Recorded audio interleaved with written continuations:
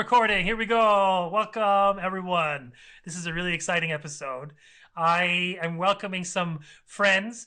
You'll know Alex. He basically is like a permanent indentured servant to this podcast now. With a big sigh, he lets out.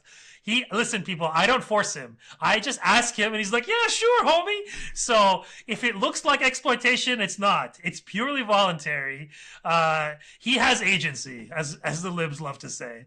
But I am also here with Renzo Aroni, and Yojana Miraya Oscco.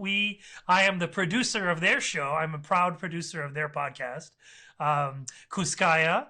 And so it's maybe been a while. It's been a while since I remember when we launched the show, we announced it on my feed as well. So they might remember, people who are like listeners from a couple of years ago. But anyways, I'll let you guys introduce yourself. Alex, everyone knows you, but maybe we'll start with Renzo and we'll go with Johanna afterwards.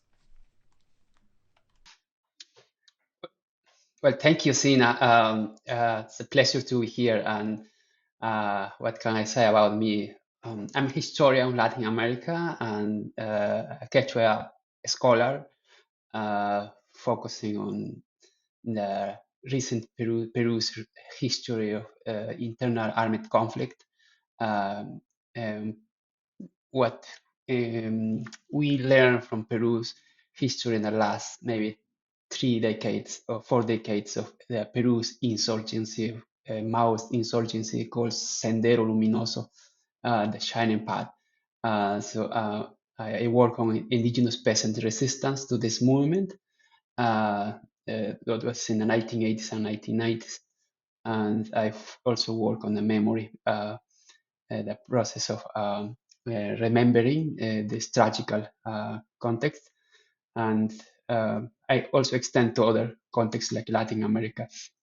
And when I was in my undergrad studies at UC Davis, my professor at that time, Mariana Sloterdijk, she introduced me your book, Alex, Spectres of the Revolutions. That's when I read your book, and I was very much fascinated because at the time I was writing my dissertation on this Maoist guerrilla group in Peru. But at the same time, I was reading other literature on insurgencies in Latin America, particularly during the Cold War era, right? So yeah, it's very pleasure to be here and start this conversation, Alex. Yeah, I should start now. Hi, Renzo, Sina, and Alex. Nice to see you here. um, yeah, I am from a Quechua community from the Andes of Peru. I study geography in the University of San Marcos, in the National University of San Marcos. Currently, I am studying my PhD in political science at U of T, the University of Toronto in Canada. My research focuses more on Llacta Camachi y Alin Rimanakui. Llacta Camachi in Quechua, if we translate to English, is community governance. Llacta Rimanakui is the assembly's community decision-making process. So I am interested to understand how these communities still do their governance in these values and how they are also resistant to mining corporations through their forms of organization. But basically, and I think Sina knows. Sina came to my community.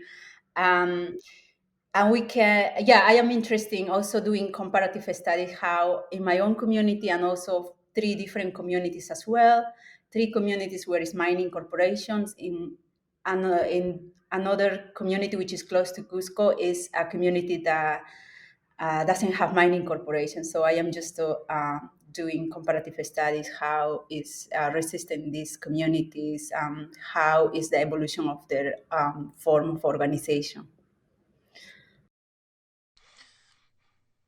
Go ahead, Alex, just in case somebody doesn't know you. I'm sure everyone knows you. Okay. Well, thank you for having me today, and it's an honor and a pleasure to be here with Renzo and Johanna. Renzo, I would love to hear what you think of my book. Because academic books, like 2 people read them. So anytime you find out someone reads them, you're like all excited, like, oh, someone actually took the time to read my book. But it's fascinating to hear that you were at UC Davis and that you're working on Sendero Luminoso. So we should definitely talk. And Yojana, you ended up in the belly of the beast, right? So like Canadian mining corporations are doing probably some of the horrific stuff that you're researching in Peru and actually throughout Latin America. I'm Alex Aviña. I'm an associate professor of history at Arizona State University. My work focuses on Mexico. I've been on East as a Pod a bunch of times. I've taken it over a couple of times. We turned it into Mexico as a podcast a couple of times. So yeah, I'm excited to talk about this idea that you have, Sina, about essentially comparing and contrasting different forms of settler colonialism. Oh, well, that's a good segue, guys. I have to put on my professional pin. Okay, I want to save this. This is I'm going to show you guys. It's a big professional pin. It's Pinky from Pinky and the Brain. Do you remember Pinky and the Brain? I got this for 50 cents. It's an exciting buy. Okay, I'm going to put my pin on. Now we're down to business. So this episode. Sorry, this is a professional show. All right, look at that. So this. Oh, I forgot one button. So the origin of this show, of this episode, is that as Johanna mentioned, I visited her community. It was like an amazing, insane trip to Peru that I did. I'm like addicted to ceviche for like the rest of my life. Unfortunately, I can never undo that addiction. Unfortunately, but one of the experiences that I had was deep in Johanna's community, and we're talking deep in the Andes. I couldn't help but think over and over again, right? Like because just getting there, what was it? So you have to fly, you have to fly from Lima to Cusco City and then take a bus for 6 hours to another city, and then take a much smaller bus, a much less comfortable bus, for another 6 hours to her village. And like that 6-hour ride is like a lot of switchbacks, and it's crazy roads. Sometimes the road is washed out, and I couldn't help but think this whole time. And then when we finally got there, and then the first day, I'll never forget this. The first day, they're like, okay, we're going into the mountains, and I was like, okay, I thought we were already into the mountains, but all right.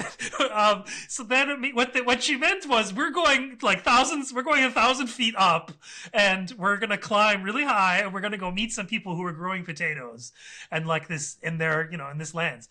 And the whole, first of all, I'm like dying of the altitude sickness.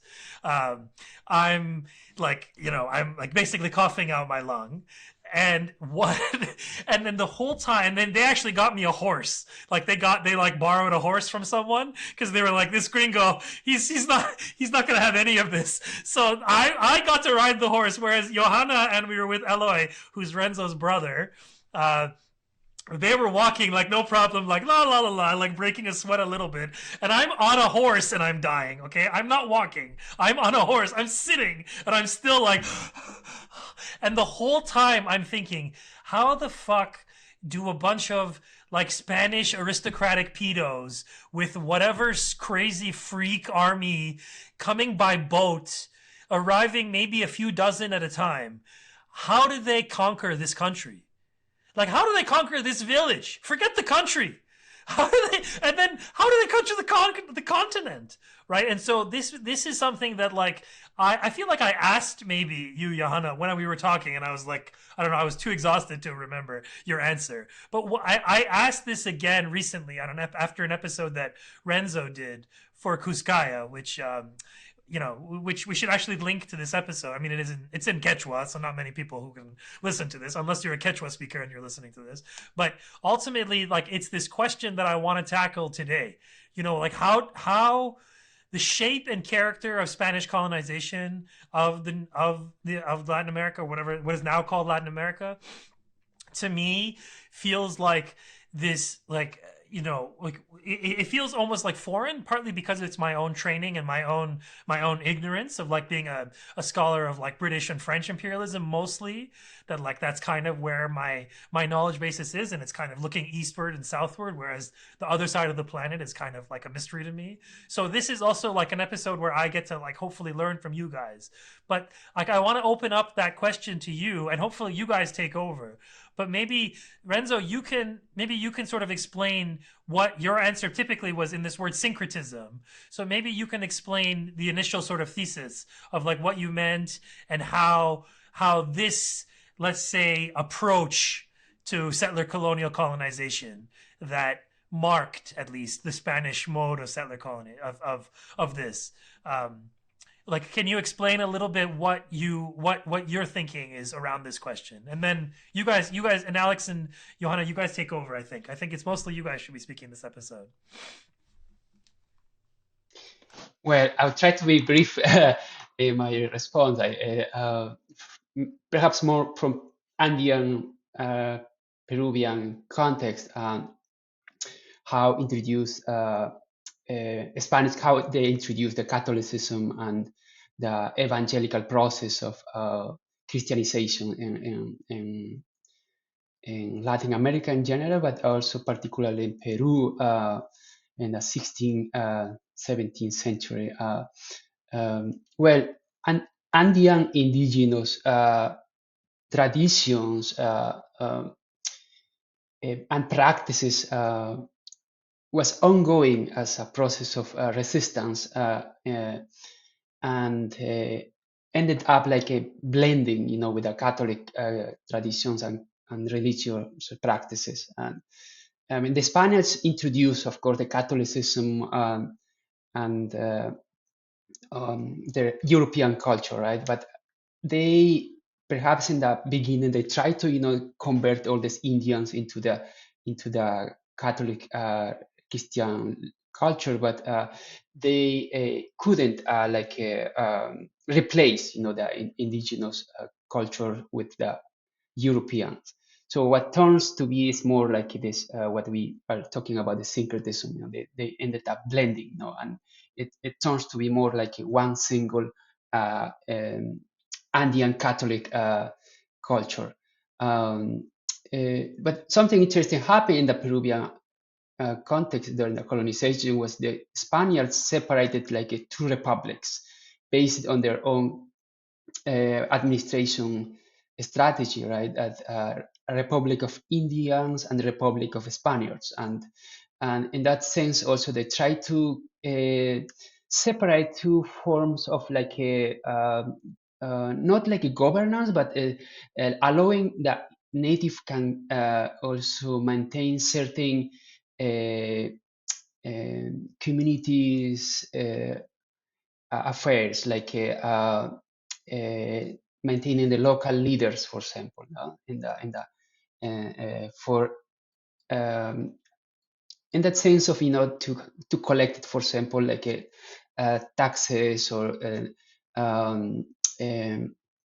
maintaining certain local governance under the power of the Spaniards, right? Depending from the Spaniards, right? So it's this process, of course, was changed in the late 18th century, I think, when the Spaniards initiated a Bourbon reform and became more drastic in controlling, the colonies, especially after the Tupac Amaru rebellion in the late 18th century. That caused a tremendous impact, not only in Peru, I guess also in Latin America. This multi-ethnic anti-colonial movement led by Tupac Amaru II, Jose Gabriel Condorcanqui, in the area of what we know as Cusco, southern Peru, and the Alto Peru, which is like the region what is today Bolivia and bordering with current state of Peru and Bolivia, right? But what we say now, syncretism, is the result of these centuries of cultural exchange and it's beyond the mixing this culture. It's become just one unique culture, Andean Catholic uh, culture that we see often in communities today, as you mentioned, Sina, in the community of Yojana, and she can talk more about her own perspective from the Andean communities, where we see often now several cultural practices like Catholic saints were sometimes seen as embodying Andean deities, or like indigenous practices like using coca leaf teas, like coca leaves incorporated into the Catholic ceremonies, right? There is so much like a from both culture, use it's practicing, you might hear this. I'm sure some audience might hear about this festival in Cusco called Hoyoriti, which is this pilgrimage. It's a festival, a religious syncretic pilgrimage in which thousands of people uh, um, climb to the mountains of the what is called in Cusco, in the highland mountain of around the Ausangate, I think it's Ausangate is mountainous region where there is uh, this sacred place, Huyuriti, where uh, is the mix of the European Catholic figures of Jesus with the Andean, mountain spirits, mix it and celebrate it as part of the Andean Cusqueños, Andean people, right, living there. So they go every year in the early June to these high mountains to celebrate with music, dance, offerings, to the mountain, and which is also a space, where the concentration or the synthesis of this syncretism between Catholic and the indigenous culture. So No, no, that's I don't really want good. to say that, I want to ask you though. Like, I guess my question is that, and you guys can all answer this. Is that we have a lot of different synonyms for this phenomenon. Like, in the '90s, everyone talked about hybridity, like, or 2000 not hybrid. This was like the word or whatever, that, like, the buzzword, at least in the humanities. And to me, it's like that when you say hybrid, right, or when you say fusion, like, we use the word fusion today in these banal settings, like, of, like, oh, Korean taco bar, like stuff like that. That's two different national cuisines coming together for the purposes of, like, bourgeois pleasure, right? Where, like, the bourgeois person wants to just go about in the world and buy everything and experience everything through the power of money, as opposed to, like, actually, living in the world and having communities and whatever.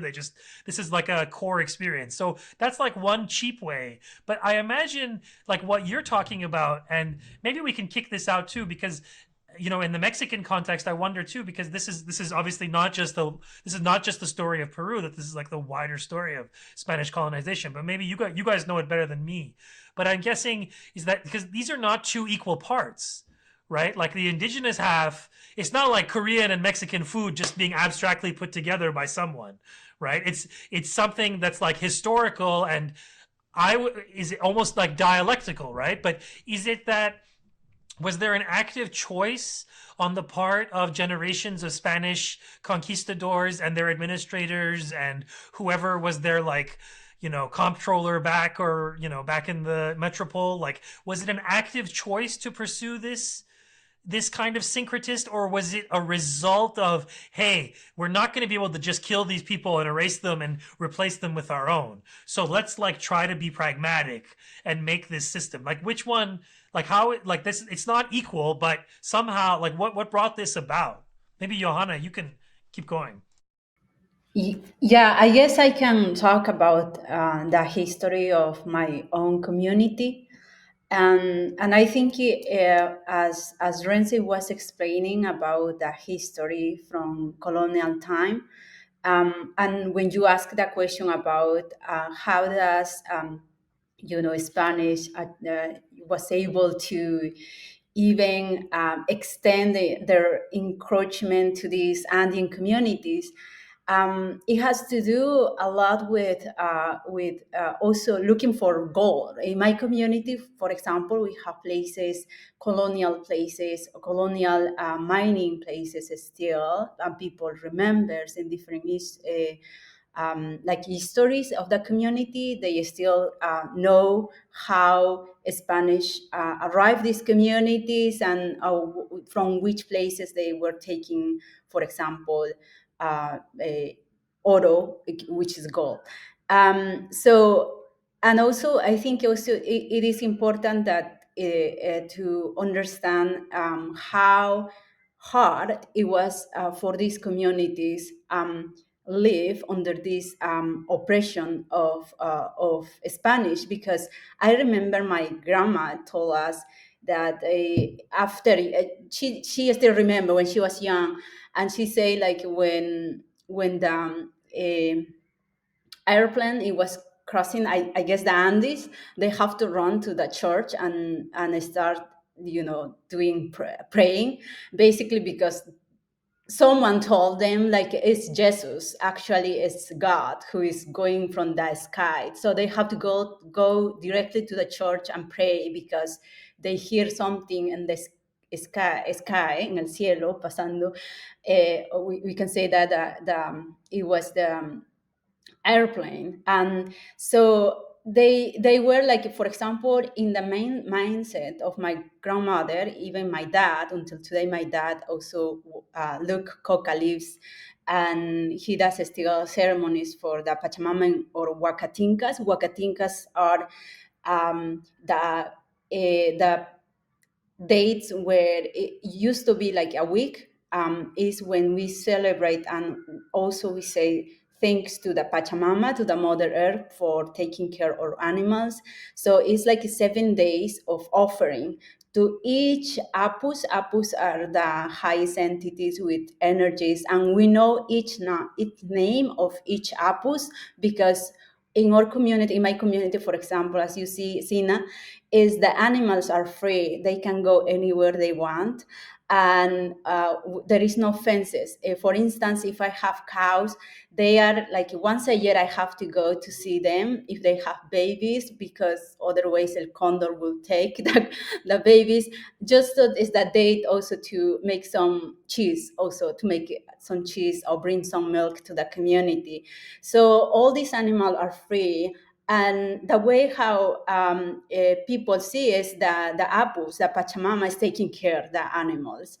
And the whole this way of ceremony that I used to remember still, that looking, just watching every day. As a kid, obviously, we are so tired of taking care of the animals, and my parents are, doing these ceremonies.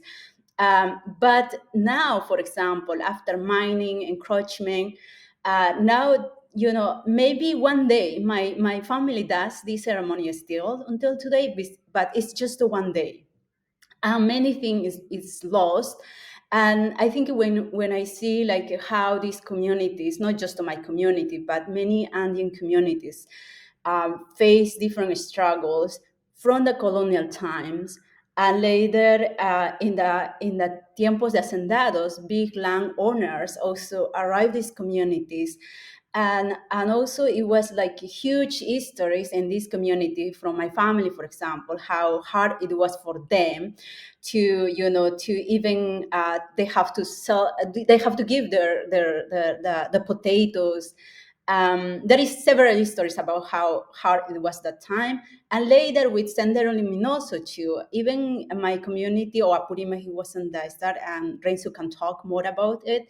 But it's just, it was so hard for these communities in the way how that they can organize politically. Because, for example, my community, when I was writing my thesis for my master's degree, and I was looking what is the impact of this community. But once you ask this community, the first thing they say, it was the time of hacendados, no, that big landowners, how painful it was that time.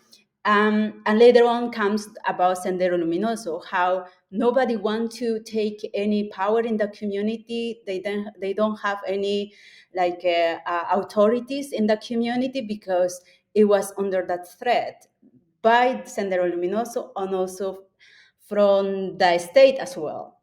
So it was hard in the community, but it was interesting later on how these communities are emerging and ready to organize their own organization politically, and now the mining is entering. And the same thing is very difficult to have any agreement in the community. When I talk about Llacta Camachi, indigenous institution, it is there is no legitimacy of their authorities as well, because there is so much corruption with the mining corporations. These communities, like in my community, didn't have any income itself. This community managed the land, the resources collectives. Now their mining is giving a lot money just to get the agreement. So these communities, they don't know how to even manage those kind of amount of money. And this is just so I am talking about my community, which is there is a small mining corporation, because there are three, like a small, medium and large corporations. And when I am comparing with communities where it's large mining corporation like Nueva Fuerabamba, is unbelievable how is damaging the governance in these communities.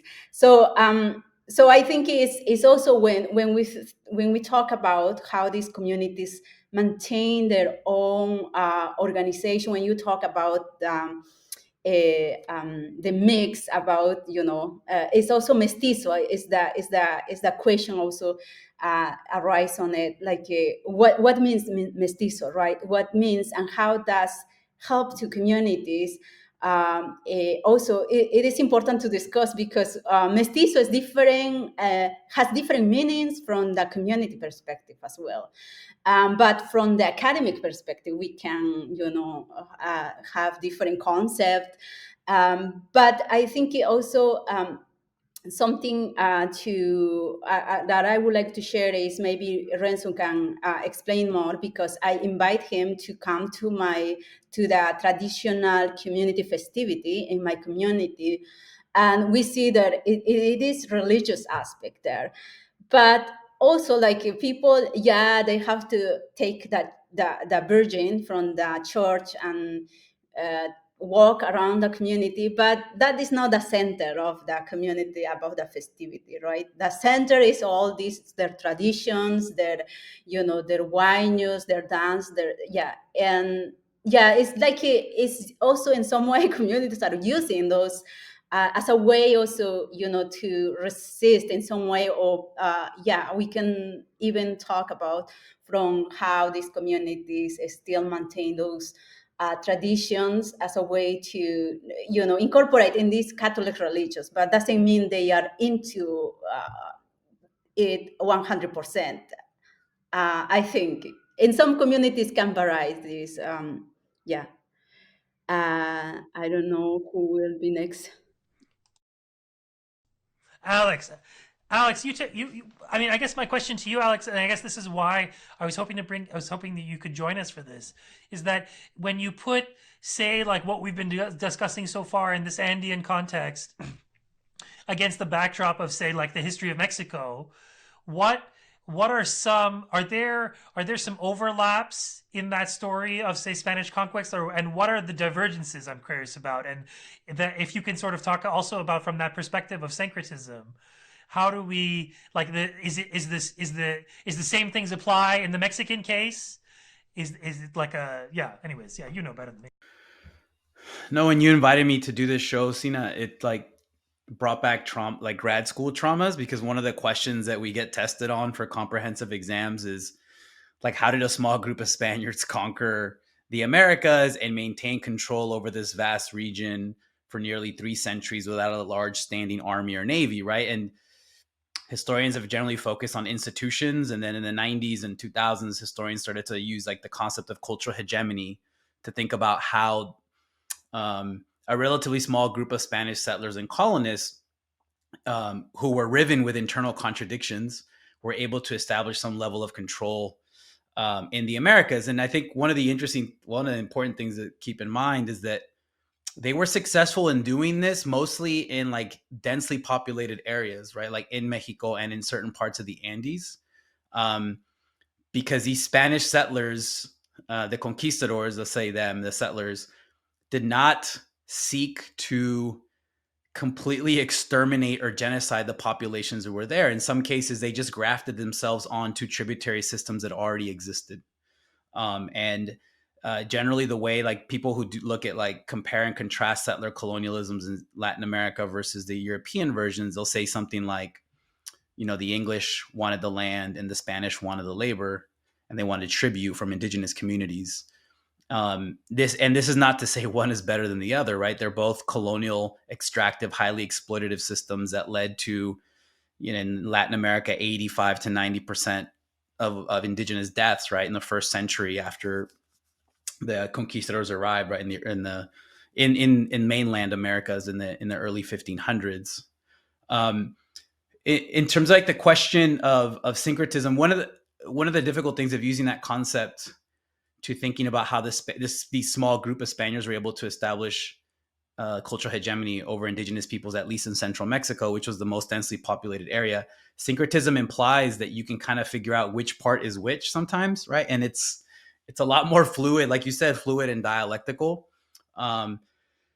So in central Mexico, the Spanish settlers and conquistadors managed to win precisely because there was so much resentment against the Mexica, right? They were able to exploit indigenous dissatisfaction, other city-state dissatisfaction with the Mexica to take out this really powerful political entity that ruled over most of central Mexico. So generally the way the story is told in a very romantic Eurocentric way is that Hernan Cortés showed up with like 400 Spanish settlers, and they managed to subdue a massive city, Mexico Tenochtitlan, over 200,000 people, with like a small group of like 400 Spanish settlers and their superior culture and military technology, which is total bullshit. They won because they managed to recruit all the other city-states that were pissed off at the Mexica. So it was like 400 Spanish conquistadors plus anywhere from 100 to 200,000 indigenous allies. So you have this weird, at least in that first century of Spanish colonization in central Mexico, at times it was difficult to discern like who actually beat the Mexica. Was it the Tlaxcalans or was it the actual Spanish, right? In terms of like power dynamics and military dynamics.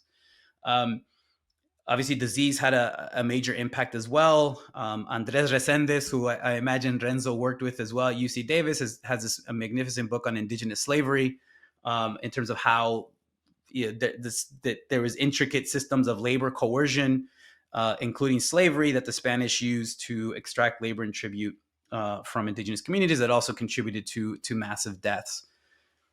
Nonetheless, despite the massive population drop in a place like central Mexico, the Spanish still needed to figure out non-coercive ways of establishing, or at least like non-military, non-physically coercive ways of establishing a stable political presence. And religion is really crucial in this. So Hernan Cortés defeats the Mexica in 1521, and about 15 years later, you have the beginnings of what you would, to use your language, Sina, religious syncretism, where you have the apparition of the Virgin Mary of Guadalupe, right, the indigenous Virgin Mary, and Mexican Catholicism from its inception is one of the most heretical forms of Catholicism, because at its center, it's an indigenous virgin. And if you look at the iconography, the famous image of the Virgin of Guadalupe, it has traditional Catholic symbology, but it also has Nahuatl and Mexica symbology as well.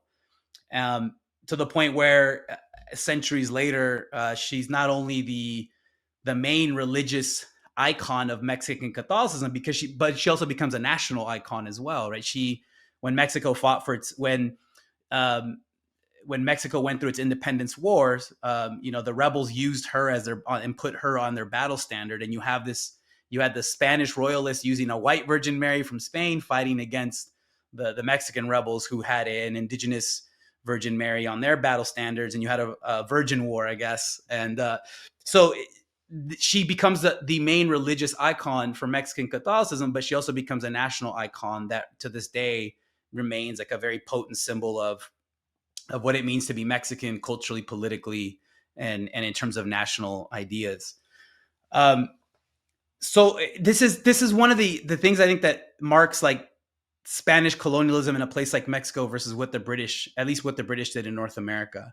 The use of cultural and religious forms of co-optation to bring in peoples into this imperial project. And it's also useful to remember that there was no separation between the Spanish crown and the Catholic Church. Like one of the things that the Pope does is essentially give religious authority to the monarchs of Spain in the Americas.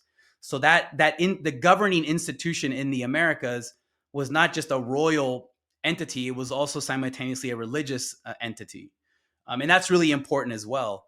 And generationally, you have the reproduction of, or generationally you have indigenous communities in central Mexico adopt Catholicism, but it's adopting Catholicism within their own religious frameworks.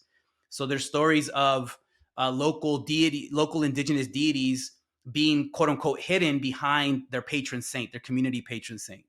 So you have like Saint Joseph will be your community patron saint, but it's actually more of a cover for an indigenous deity that it pre-existed. In some cases, even the Mexica rule over central Mexico. Because really the Mexica were kind of like latecomers to central Mexico in terms of being the main political power. So how do you discern? So that's syncretic, right? But how do you discern like what part is Catholic, what part is indigenous, especially over the course of 3, 4, 5 centuries, right? It's really difficult to trace. But what we can, I think, confidently say based on the work of historians is that religion and religious syncretism was one of the keys of being able to reproduce Spanish colonial power on the ground in a place like central Mexico. They were also helped by other things, right? The Habsburgs that ruled over the Americas for the first 2 centuries, from the 1500s to the 1700s. They had they had a tolerance for kind of flexible, autonomous rule on the ground. So, which was one key aspect of it. Another key aspect was a legal and religious protection, in theory, over indigenous possession of their own lands. Even though in the early part of colonization, a lot of indigenous communities in central Mexico were reconcentrated, essentially put into concentration camps that then become communities. But they nonetheless were able to still own or have possession over the means of production, which in that case was land, which also marks a difference from other European styles of colonization. But as Renzo mentioned, once you have the Bourbon royal family take power in the early 1700s, they really start to mess with this model of rule that allowed for and tolerated for a certain level of local autonomy on the ground, that allowed indigenous peoples to gain access to the legal system to protect their lands, to protect their communities, to protect themselves from predatory settlers who had legal title to extracting labor from these communities. Once the Bourbons take over in the 1700s, they really start to mess with this model. And as Renzo mentioned, by the late 1700s, they implement something called a collective series of reforms that are generally referred to as the Bourbon reforms. And that's what it's a much more centralized, highly extractive, in your face, militarized form of governance that is responsible for, at least long term, is responsible for undermining Spanish colonial authority in the Americas.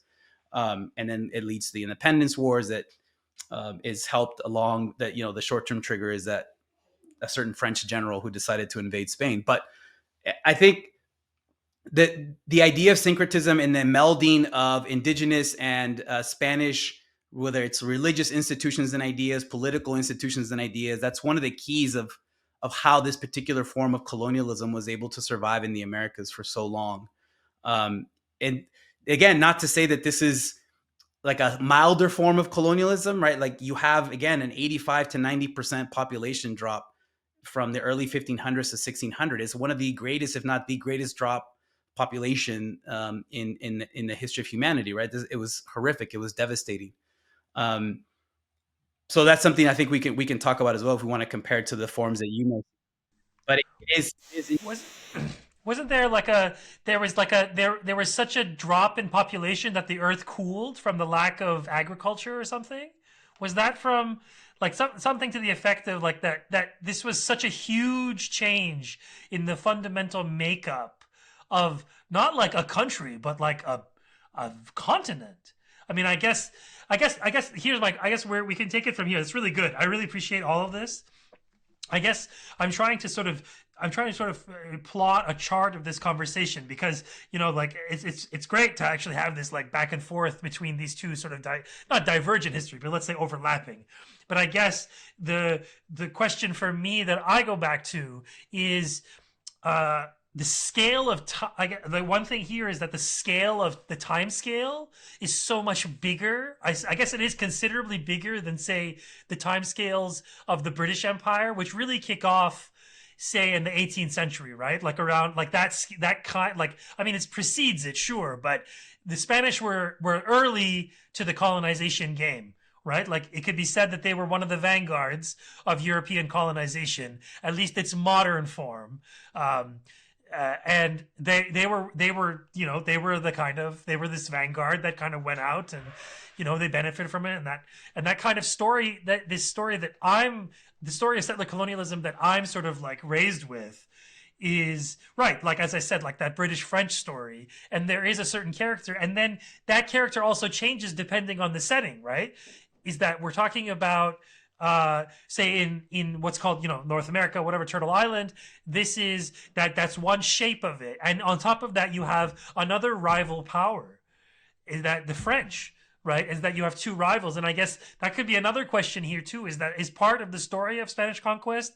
Is it because they're unrivaled in the region, in like the continent? Like there's nobody else really like on at that scale, right? Because there's no it's pretty. Well, they have the Portuguese, you guys right? tell I me, mean, is that there's no the Portuguese and the Spanish get to divide the world in half initially, right? Thanks to the Vatican, right?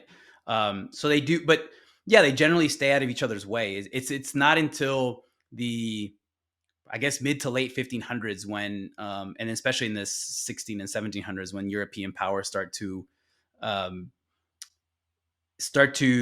let's say, trespass into Spanish lands that the Spanish had claimed for themselves based on doctrine of discovery, based on the Treaty of Tordesillas, based on these on the power that the Vatican had given them in the late 1400s.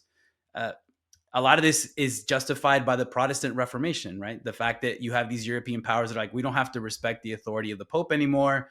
That then gives us license to go and try to take lands in the so-called New World that had previously belonged to the Spanish, or at least that the Spanish had claimed authority over based on certain treaties and papal bulls that they had been beneficiaries of. So yeah, the imperial rivalry is a really important part of the story as well. But I think early on, as Yojana mentioned, it's one way to think about the Spanish colonization is it's an extension of the Reconquista. It's the extension of the Crusades.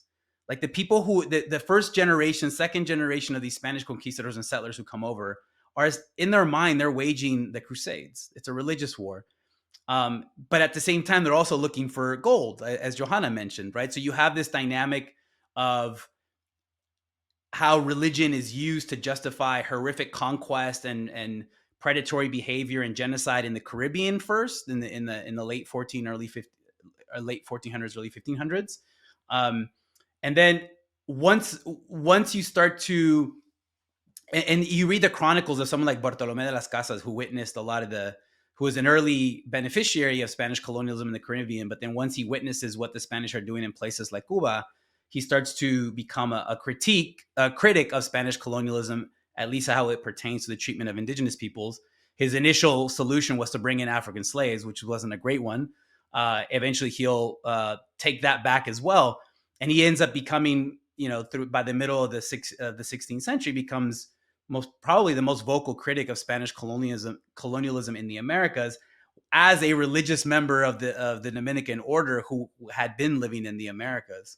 But one of the things that I wanted to mention too is that, and I kind of hinted at it earlier, but these Spanish settlers and conquistadors, they weren't a monolithic entity. So you have the Christopher Columbuses, the Hernan Corteses, who are in this to get wealthy. They are in this to accumulate a certain level of wealth so they don't have to work, so they can be landed aristocrats, so they can become leaders of this new Spanish colonial endeavor in the Americas.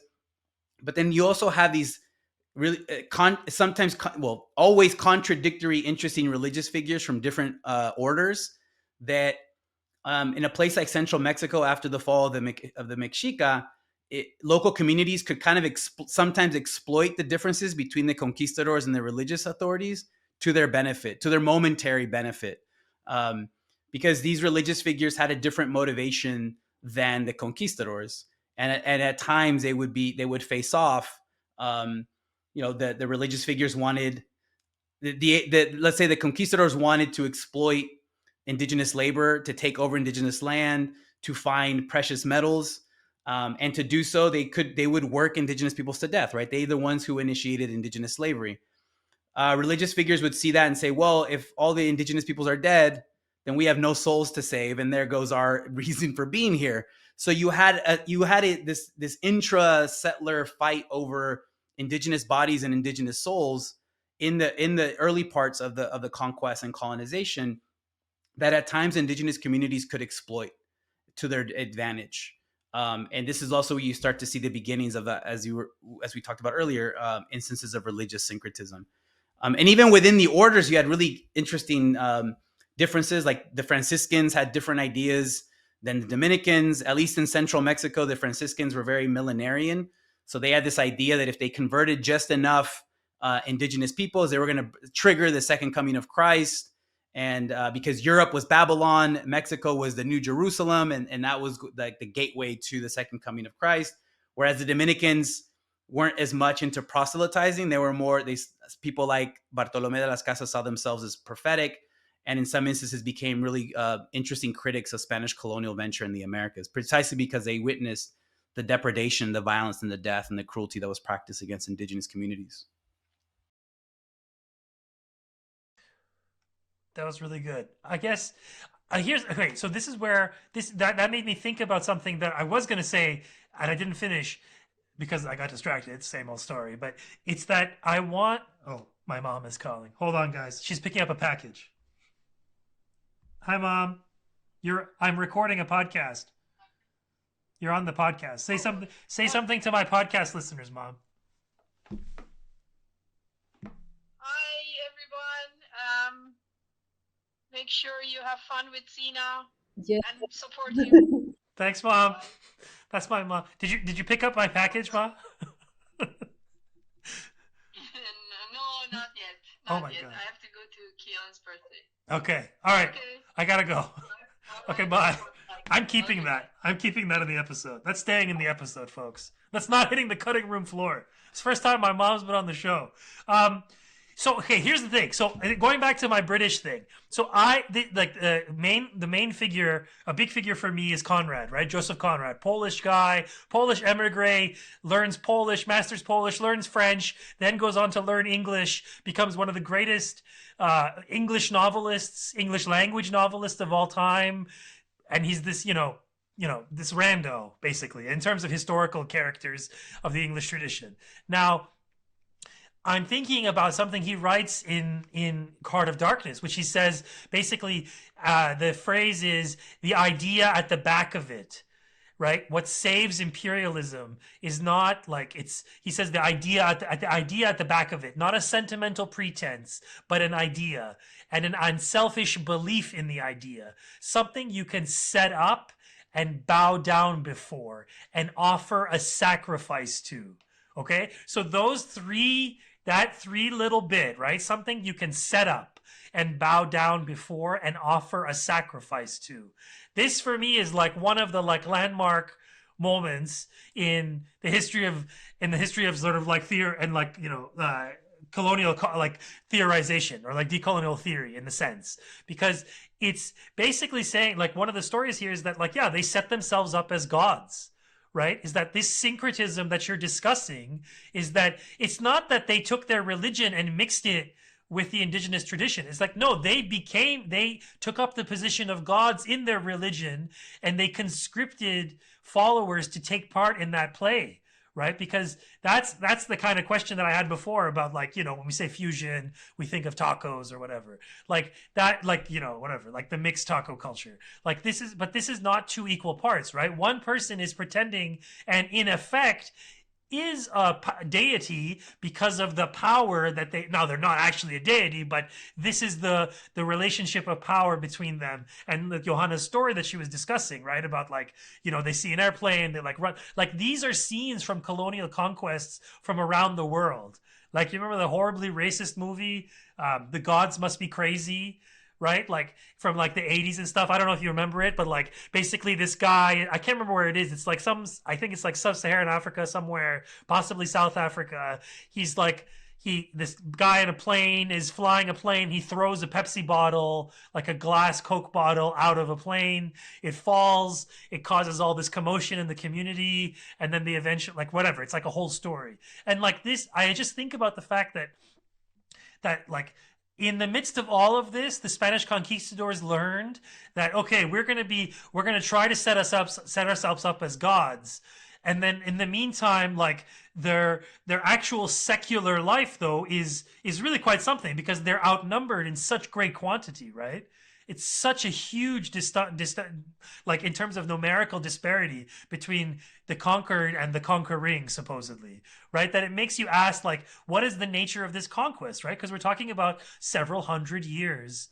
They had several hundred years of time to like work up to like the moment we're in now, right? Where you go to Johanna's village and everyone's like, I guess people were speaking Quechua too, right? But like the main, Johanna, I'm curious, what is the main, like, what's the percentage of, like, in the daily interaction, how much is Spanish and how much is Quechua in your time? Today is most in Spanish, mostly in Spanish, but also depends who you are talking with. For example, if I am in my community, it's kind of like they will start talking to me in Spanish because they know that I am coming from the city. But if you are living there, for them in everyday, talking, especially women, they talk in Quechua, no? And this is the main language. But for example, in assemblies where the decision-making process in the community take places, for example, there is only mostly in Spanish, but also women want to participate in the assemblies, and because they speak only Quechua, sometimes they kind of like have this limitation to participate directly in the assemblies. And also it has to do, for example, when I was in middle school, I guess, primaria we call in Spanish, in my community, because we don't have secondary school in my community. But in the primary school, the director of our school prohibit to speak Quechua, for example. So we couldn't speak Quechua in the school, and we couldn't speak Quechua even in our community.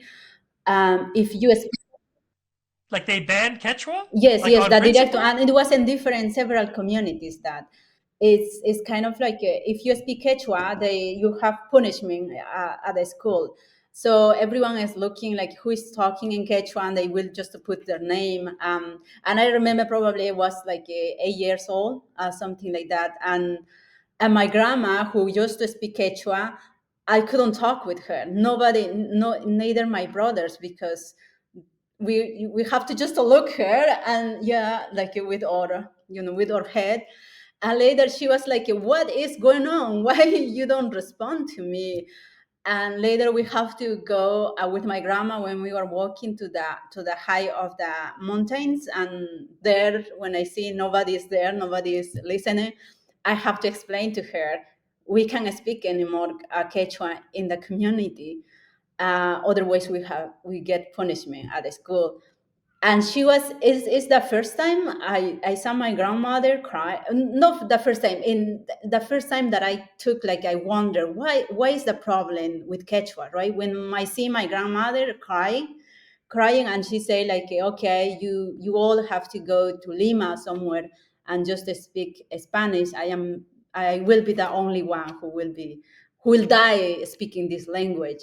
And obviously she doesn't know how to even read letters, or no, she only speaks Quechua, because Quechua is just orally the people mostly speak Quechua. And so for her it was difficult. And since that, I think for me it was like, what is wrong speaking Quechua? No, I was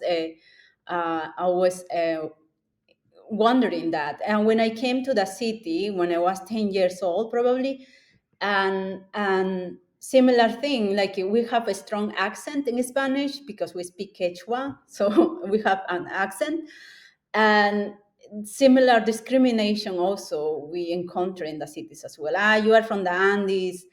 Even, for example, I was working in houses as a housekeeper or nanny, and they will see us, you are from the Andes, so you work hard. So they just exploit us, even when I was like 12 years old. And there is a lot of girls like me working in different houses. But you see this kind of discrimination, like, okay, you speak Quechua, or your accent of you are from the Andes, that means like you work hard, you have to get up so early and work until later or something like that. So yeah, until today, I think this kind of discrimination still is in Peru, right? Renzo, you go ahead. It's been a while since we've heard from you. No, I was thinking the cultural resistance of indigenous people against the colonial Spanish influence. Going back to the colonial time and the destruction of Indians, I was thinking in this chronicle by Guamán Poma de Ayala from 16th century. He was a native nobleman, and he wrote this chronicle titled El primer nueva crónica y buen gobierno, which we can translate like the first new chronicle and good government, in which he denuncia about the Spanish brutality by conquering, these lands and the people, how native people were decimated, by this disease and labor exploitations. And he used his drawings and handwriting, to directly, send this kind of long leader, this like a high native, a prominent indigenous chronicler, and sending this letter to the king of the Spain about this the Andean indigenous beliefs, practices from pre-Inca's time, to the Inca and the Spaniards time, when it's going on this evangelization process. And what I want to say and connect with what Yojana is saying and what you asked Sina about the Quechua, the presence of the Quechua, and is that because of this cultural resistance, which turned to be an important movement, a cultural movement in the Andes, especially in the very indigenous area in the southern Peruvian Andes. We're talking about Ayacucho, Apurímac, Cusco, that region. It's that even that process of evangelizations, even the Christianizations, the native people continue practicing clandestinely their beliefs, and going to the huacas, the sacred places, where they are interacting, and dancing, using music, and scholars talk about this movement, this cultural movement of resistance, as the Taki Onjoy, which is this Quechua word for dancing sickness. This is this passionate, music and dance resistance to keep their Andean religious practices and beliefs.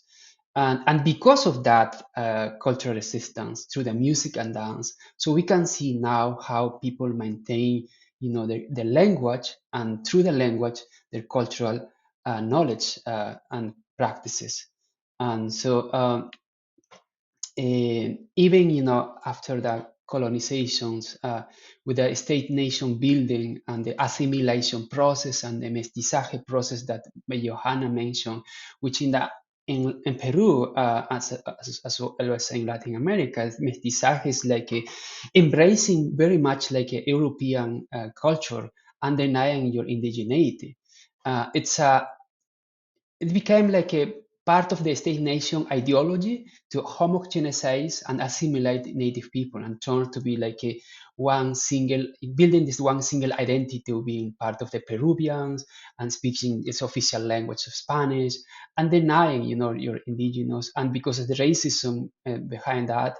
So people want to identify as mestizo as a way, to be accepted and be part of this state nation. So, and so we can see now, for example, in Peru, in the last census, about 70% of populations, Peru identify themselves like as mestizos. So this is, we can say the state succeed in building this mestizaje ideology, right? This promoting this assimilation and I mean, assimilation is more gentle way to say, but I mean, it's a process of, this cultural repression, right? The cultural repressions against the language and the culture and the knowledge, the saberes, right? The saberes andinos, right? So it becomes, very, I mean, we have so much pain, so much trauma in this story of the assimilations and the mestizaje, because we experience so much racism in cities, like as Johannes is telling us about her own experience, being indigenous girl migrant into cities and working as domestic labor and being part of this racism and exclusion, right? Because the language or because the background of being just Andean or coming from the Andes. So I think there is a process now of kind of revitalization in the Andes, where people are reclaiming more like their indigenous language, like Quechua or Aymara or other native Amazonian languages. I mean, it is globally, right? I mean, I haven't seen in native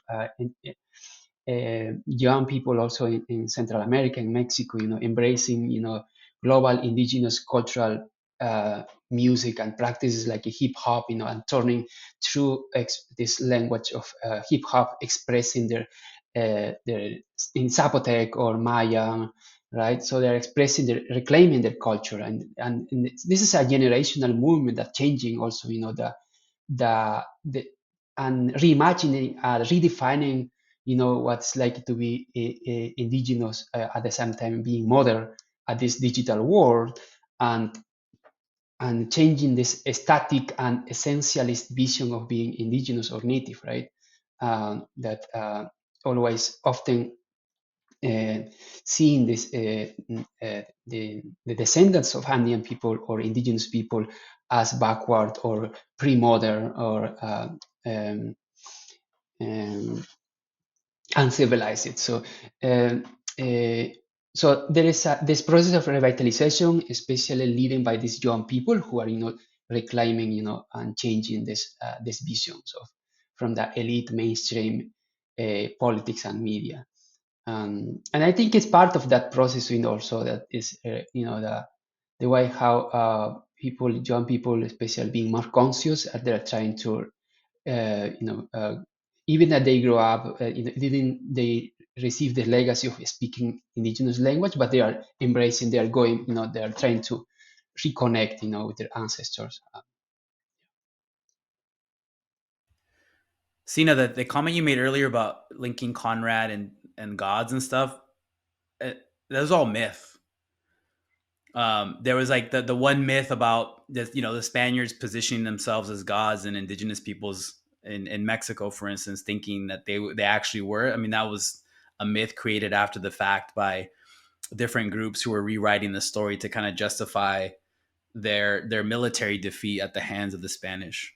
The famous one in the Mexican case is the idea that Hernan Cortés was the return of Quetzalcoatl, right? The plumed serpent.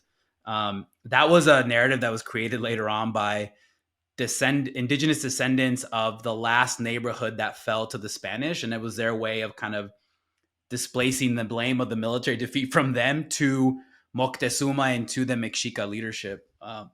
So anyway, anytime that whole thing of, it's interesting. I think a lot of that stuff is just mythical renderings to justify certain things way after the fact. And I think there's instances just. Yeah. The thing is that I'm thinking of is again it's another Conrad thing. Well, it's Kipling. It's related. I'm thinking of The Man Who Would Be King. Or you like it's the idea that like it's just a story of these two kind of grunts who end up going to Afghanistan and holding themselves up as gods. Right. Yeah. Right. Like it's not that they actually convince these people they are gods. Like those people are. It's the pretense, and like that's what like the fantasy of Heart of Darkness is that like there's C3PO, there's C3PO in Return of the Jedi. That idea, which is like a very long held idea. Yeah, when in actuality, this is the fantasy of the imperialist is that look, these little people, I'm gonna go show my advanced nature and be like a god to them because God is outside of like my abilities are godlike to these backwards people, right? Like this is one of the core fantasies that unites a bunch of different imperial ventures. Well, right? I think really early on, indigenous resistance like this, quote unquote, disprove that in like militarily. Like I would just say that, there's one of my favorite stories is what happened to Valdivia, the so-called conqueror of Chile, who one of the narratives that explains his demise is that the Mapuche peoples captured him and they killed him by making him drink molten gold because again, the Spanish wanted gold and they figured, okay, well, let's give him some gold. And this guy that way. There's also narratives from the last battle between the Spanish and their indigenous allies against the Mexica to take over Tenochtitlan, where the Mexica warriors viewed the Spanish fighters as cowardly because they killed from afar and because they were on top of horses. So there's narratives that talk about how Mexica warriors captured a Spanish conquistador who was on top of a horse. They killed the Spanish conquistador in the way that they would have killed a common thief by beating him in the back of the head. But for the horse, they did the whole ceremony of sacrificing him, sacrificing the horse to Huitzilopochtli. So it's just, I get what you're saying, but it's just a lot of the god myth stuff, returning god stuff, at least in the Mexican case, is stuff that was written the decades after the conquest to justify certain inaction or placing blame on certain leaders like Moctezuma II, who was the head of the Mexica, for him to take the blame of a defeat that decades later some indigenous peoples would today shouldn't have happened. I think, but sorry, I was still stuck on that comment. But going back to what Yojana and Renzo have been talking about, there's an interesting within the literature, both for colonial Latin America and national period of Latin America, that compares Mexico and Peru in terms of how colonialism looked differently and operated differently in these places. The extent of Spanish colonial hegemony reaching, like how far it reached into the depths of communities in central Mexico versus the Andean highlands or Andean cities. And there's an interesting compare and contrast that extends that all the way to the 19th and 20th centuries as well. And it maybe Renzo and Yojana can correct me or add to this, but one of the things based on my reading of some of the literature is that there was the type of resistance in Andean communities exercised during the process of colonization tended to be more successful in assuring a certain type of cultural, geographic, and religious autonomy, in contrast to central Mexico, where scholars would make the argument that Spanish cultural hegemony was it reached a much more profound level. And then that's going to have all sorts of consequences for the end of colonialism and the independence era. The other thing I think about a lot is, and Renzo mentioned it, you have in the Andean highlands, you have like a certain idea of like a returning Inca, Whereas in central Mexico, no one wanted the Mexica to return. And that just like speaks to the type of rule that the Mexica exercised over subject city states in the way that they ruled and controlled these communities, in contrast perhaps to what characterized the Andean highlands. So even when we're talking about Spanish colonialism, like at large, like even geographically, there was certain differences. There was differences even within what is now Mexico in terms of how the Spanish attempted to establish colonial rule in a place like Chiapas or the Yucatan Peninsula or what is now northern Mexico, versus what they managed to accomplish in a densely populated central Mexican region. So where I live now in Arizona in the Sonoran Desert, you could say that those colonial efforts here in the 1700s looked like a form of settler colonialism that was much more akin to what the British and the Anglos were trying to exercise